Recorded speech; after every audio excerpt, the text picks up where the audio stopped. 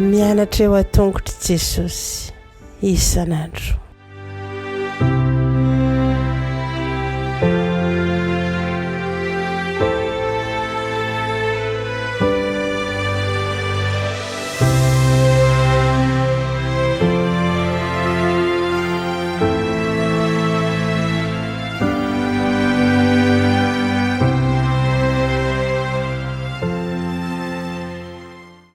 Fahalmerabantsika tsirairay avindray satria izao fotoana manokana izay anarantsika ny lesona ho an'ny lehibe izao amin'ity alahady ity. Fifaliana ao an-trano mandray anao isa-tokantrano izay manaraka izao fandarana izao. Ny lesona mandritra ny herinandro tena hitondra vokatsoa antsika mandrakariva ary ihany koa hitondra fahalalana mahakasika an'Andriamanitra. Alohan'ny dirantsika ny amin'izany dia vavakantsika. Ry Tompoandriamanitra eo mbola velom-pisaoranao zahay satria mbola nomenao an'izao fotoana izao indray mifany mandinika ny teninao. Tompo, foazo hatrany fomam-pananay mba ahafahanay mandray an'izany ary koa ahafahanay mandray fanapa-kevitra tsara mandrakariva amin'ny fanarana anao. Oka ianao no ho mpiandry anay, ho jiro manazava ny lalaka lianay tokoa ny teninao. Ka raha indray izany zahay dia ho tanolonika tokoa ny fonay aminaran'i Jesosy. Amen. Teny lesonantsika androany dia manao hoe Nebokadnezara. Nebokadnezara. Amin'ny maha-adventista mitandrina ny andro fahafito antsika dia mino ny antsoina hoe fanavotana tsy voafetsy isika. Midika izany fa tsy tahaka an'ireo kristianina sasany isika ary inoantsika mantsy fa ho an'ny taranak'olombelona rehetra no nahafatesan'i Kristy fa tsy ho an'ny vondron'olona fotsiny ihany izany izay efa nitendren'Andriamanitra mialoza izy mba ho voavonjy. Izany ny finoan'ny fiangonana hafa manko satria Andriamanitra dia tian'ny olona rehetra ho vonjena ka ho tonga amin'ny fahalalana marina.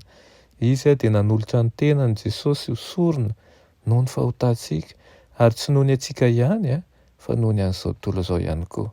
Izany nahatonga ny olona rehetra ho voafidy tao aminy fony tsy mbola ary ny fanorenana an'izao tontolo izao na tsy ny rehetra aza no mifidy an'i Kristy ho setrin'izany.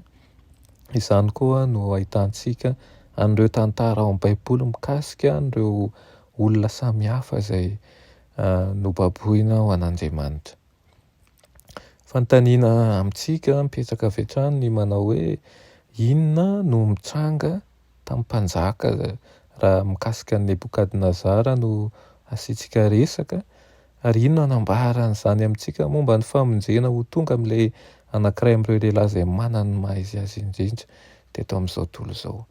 Ohatra anankiray manaitra ao amin'ny Baiboly ny mikasika ny fomba nanatraran'Andriamanitra ireo izay tsy mpino ny tantaran'ny Nebokadnezara mpanjaka.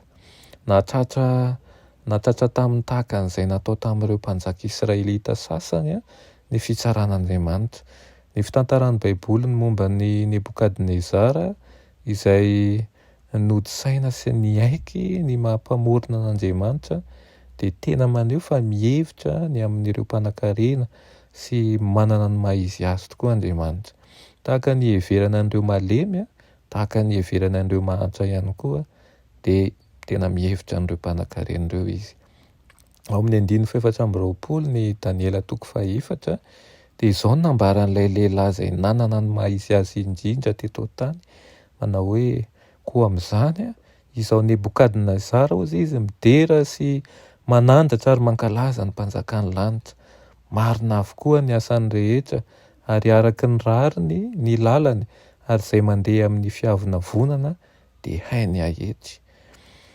Raha mba mahatakatra an'izany famarinan'izany mantsy ireo mpanankarena rehetra sy ireo manana maha izy azy ary mpiavonavina eo amin'ny olombelona mety maty ity dia marina zavatra hiova ho amin'ny tsara kokoa.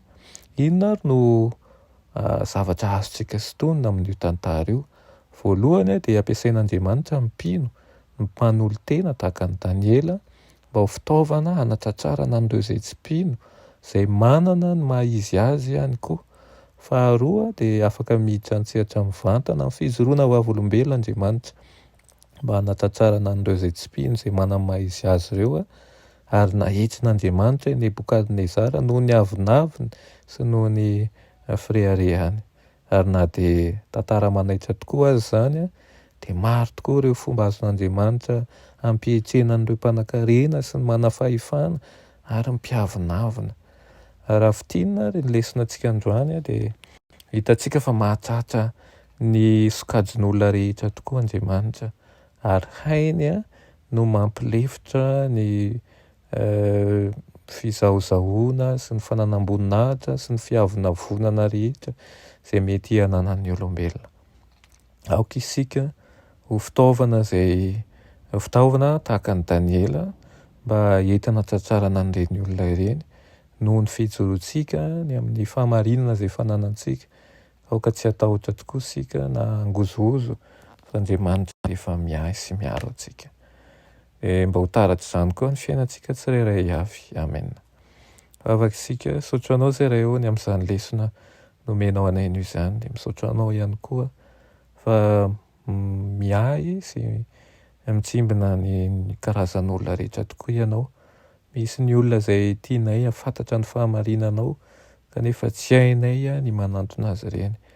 Mangataka aminao izay mba hiasa aminay amin'ny fomba manokana mba ahafahana mahatratra azy ireny, ampisehoana fa Andriamanitra lehibe tokoa ianao ary mpanjakan'izao rehetra izao.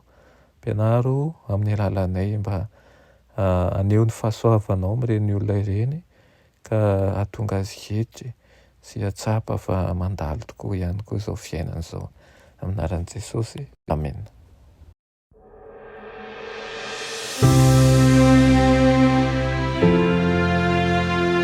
Mianatra eo an-tongotry Jesosy isan'andro.